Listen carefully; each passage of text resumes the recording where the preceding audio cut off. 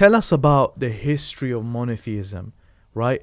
Surely we believe that this longing has been there for a very long time.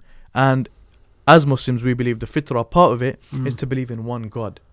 So surely there's going to be many people from the past who were discussing this one God, right? I mean, that's what would suit our narrative. There are, and I'll just link it to the last topic. One of the factors that brought me away from atheism was the fact that there are commonalities among all the major religions, but not only the major ones. Some of the tribal religions from all parts of the earth have some aspects of Tawheed evident. Okay. Yeah, they have the Rububiyyah aspects and some other aspects. What's the Rububiyyah aspects for people who don't Knowledge of Allah's lordship, Him being the creator, the sustainer, the provider, the nurturer, the educator, giver of knowledge. Yes. Yeah. Now I got to thinking, these cultures, many of them were untouched. They're in the corners of Australia, the far corners of the Americas, they're in Burma, China, etc., etc. How did they all get the commonalities at times when they had absolutely no contact with each other whatsoever? So I was thinking this before I knew what Islam says on this. Wow. So I'm thinking there has to be something in this. There has to be. It's far too much of a stretch to believe they all got it wrong and got it wrong in the same way. Why are all of these different groups coming to the same conclusion separately? Yes, obviously they all differed in some other ways, Yeah. but they have commonalities. Now, I then found out during my research of Islam that Allah Azza wa Jal has always been sending prophets and messengers to mankind, and also people carrying the messages of prophets and messengers. Yes. Guides and warners and da'is, people calling to Islam. Yes. They have been sent all over the globe, Yes. to every people. Now, at the time I started my research, I had some evidence for this, although it was scant. It wasn't much. But internally I felt there was more. Over a period of years again, I started to discover more and more and more. Up until about a year ago, I would still say the evidence was scant. Now the evidence is mountainous that has been accumulated for this. I'll tell you why. Because in the middle of the 1800s, up to the early 1900s, evolution started to come on the scene. Okay. Yeah, and it started to come into academia first. Yes. So these guys didn't just propose the physical evolution of mankind.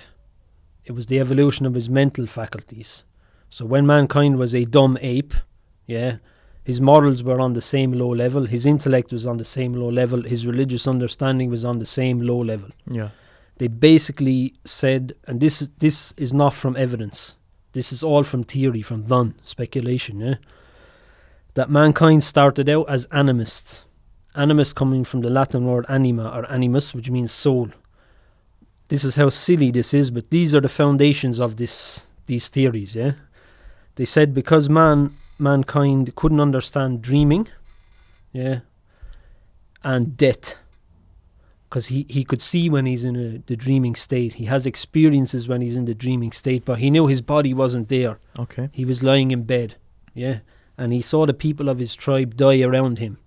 So his body is still there as it was, but something has clearly left, because he's brown bread. He's dead, So they gave other supporting ideas as well, that this was the base of mankind's first step into religion, the idea that he had a soul, which we don't disagree with anyway. Yeah, I mean, we don't disagree 100%. with that at all, but they went further then and said, seeing objects around them like the trees, the rivers, the plants, the mountains, everything, mankind couldn't fathom that they didn't have a soul.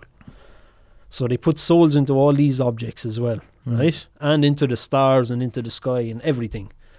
Until eventually they thought, well, hold on, we have other characteristics as well. Yeah. So let's put those into these objects. Okay. So you can see where this is going, Yeah.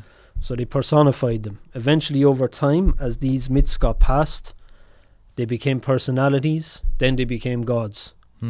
Yeah. Then the gods got classified.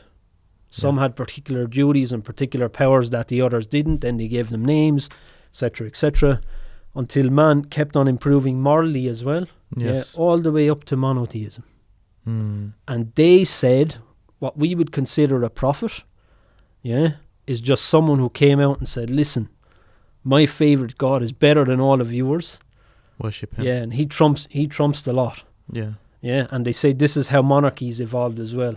Social Mm. classes and monarchies evolved amongst mankind. This has been debunked in thorough detail. Yeah. I've not got the time to go into this here. There are some videos on the Epistemics channel by Imran Hussain, Mm. and there are more detailed videos coming up, inshallah, about this topic. And bi'idhnillah, by permission of Allah, I will be making some literature on this as well in the future, inshallah.